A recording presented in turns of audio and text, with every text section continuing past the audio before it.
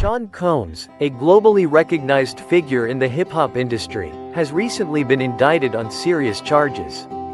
Given that the alleged crimes spanned several years, it's natural to question why the legal system has only taken action now.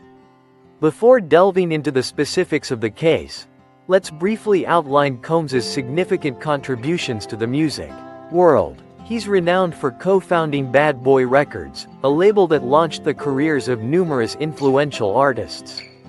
His entrepreneurial ventures and distinctive style have solidified his status as a cultural icon. He's also known for his entrepreneurial ventures and his flamboyant personality. As of October 10, 2024, Sean Combs is indicted on these three federal charges. Sex trafficking. Prosecutors allege that Combs used his influence and power within the music industry to coerce women into engaging in sexual acts. Racketeering. The indictment claims that Combs operated a criminal enterprise, using his record label and other business ventures to facilitate sex trafficking and other illegal activities. Transportation to engage in prostitution. It is alleged that Combs transported women across state lines for the purpose of engaging in prostitution. Combs' legal team will undoubtedly mount a vigorous defense against these serious allegations. However, the evidence presented by the prosecution raises significant concerns. It seems incongruous that a successful and influential figure like Combs would resort to coercion or kidnapping to obtain sexual favors. Instead, he might contend that they were simply participating in social activities or enjoying the benefits of their association with him.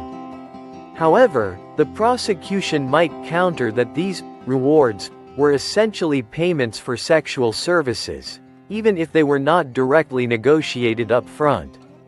The transportation of women across state lines for these activities could further strengthen the case for sex trafficking.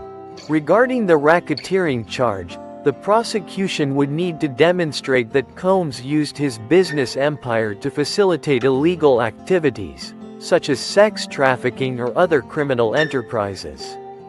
If evidence suggests that Bad Boy Records or related entities were involved in these activities, it could bolster the racketeering case. The decision to pursue federal charges rather than state charges is a strategic one. While state laws may have been applicable, federal prosecution often carries greater weight and resources. The high conviction rate of the federal system also suggests a more formidable legal challenge for Combs. As for the motive behind the prosecution, speculation abounds. Some might argue that it could be a personal vendetta or an attempt to tarnish Combs' reputation. However, without concrete evidence, such theories remain unproven. Behind Sean Puff Combs' downfall? Some speculate that powerful forces within the alcohol industry played a role. On January 23, Combs found himself embroiled in a legal dispute with a major distributor of his tequila brand. The distributor had described the tequila as a ghetto or inner city product, a characterization that Combs vehemently rejected.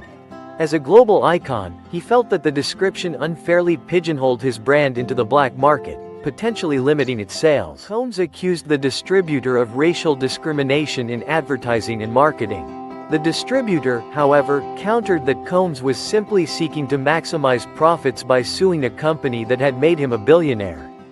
The dispute highlighted the complex power dynamics within the alcohol industry and the potential for marginalized brands to face challenges in a market dominated by established players.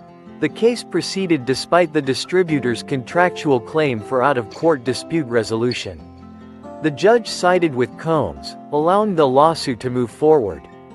The racial discrimination allegations damaged the distributor's reputation.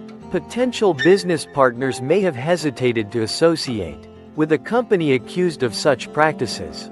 To avoid further damage, the distributor agreed to settle with Combs on January 24.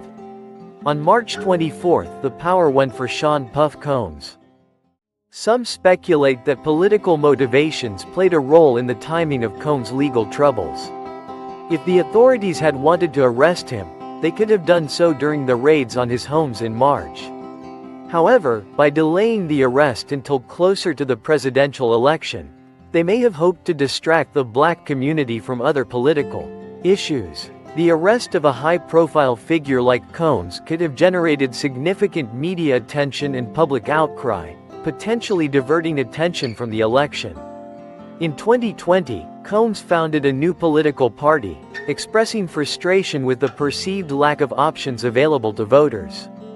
He argued that both major parties had taken black voters for granted. Some speculate that the legal challenges faced by Combs were an attempt to silence him.